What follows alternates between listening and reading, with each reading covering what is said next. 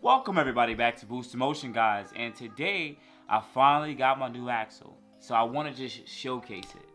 But before I get into the video, guys, please always hit that like button and watch the video to the end. It really helps my channel, it brings up my viewership, and the like button really helps me out so much. That's all I ask you guys to do. But otherwise than that, guys, let's jump into it. Alright guys, so in my previous videos, right here, I can laugh at me all you want. This is the front drive axle I broke. The car's now going to be real drive mode until I fix it. So that why am I holding an axle? You guys already know I replaced an axle, so why am I having an axle again in my hand? Check it out.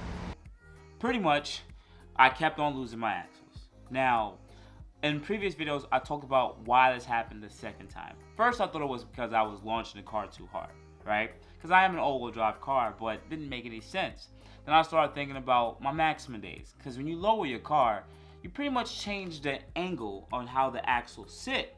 So I thought about that too, but even then, I've always had the car lowered, even my 3.7 and my G37 the same way. What's so different about this car? Well, I also sat there and I applied this.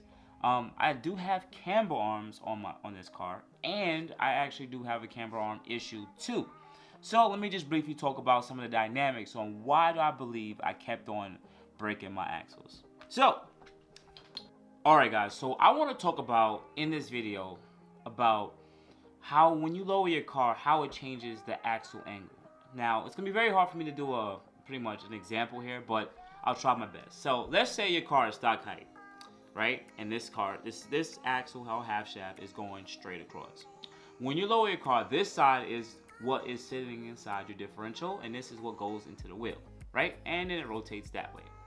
Now, when you lower your car, this part goes lower like this.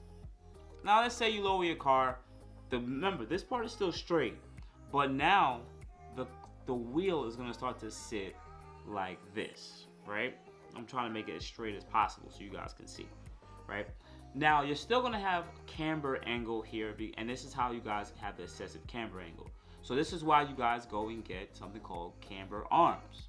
Now, when you get camber arms, what it essentially does is it now from the top of that tire or wheel, it will start turning outwards. So what would happen next is this part will start turning outwards and start pulling. But when you start pulling this way, you guys see that? You guys see that?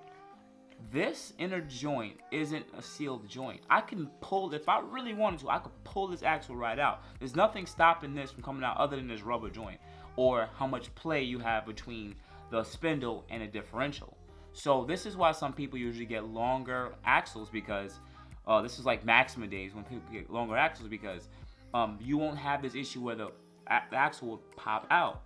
Now in my case, my car is lowered, right? It's not stock height like this, it's lowered, right? And then it also has camber arms which pulls it out. Now me playing with it, I'm literally touching on that tripod that's sitting inside this inner joint. Now on top of that, my camber arms have bad bushings. So it has a caster adjustment where it's pushing the whole drive axle frontwards at least, I would say about 1 inch or 2 inches.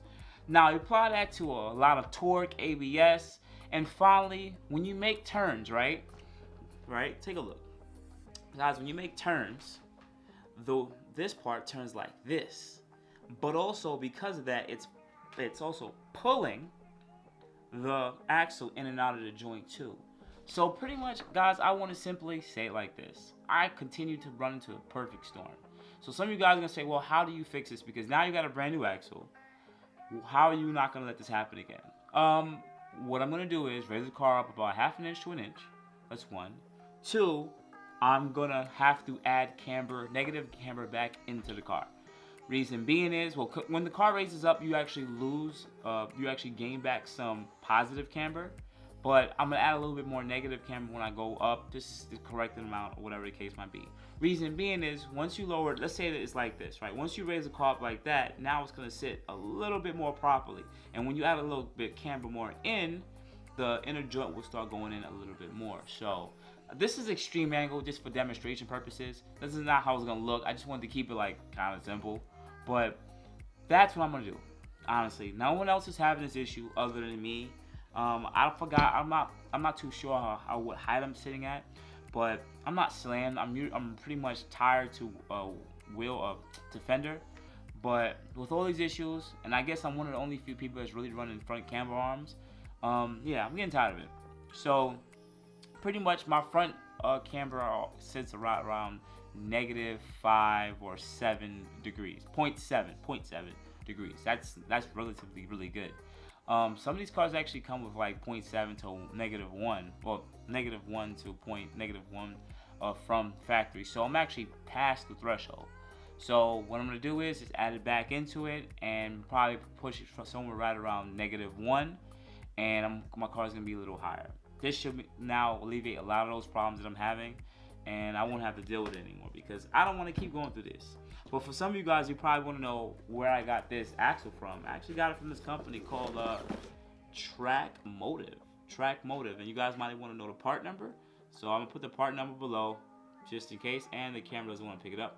But I'm gonna put the part number below. Hopefully you guys don't ever have to run into this issue, but this part was about $100. Comparing this to the old one though, I don't know why this feels more sturdier.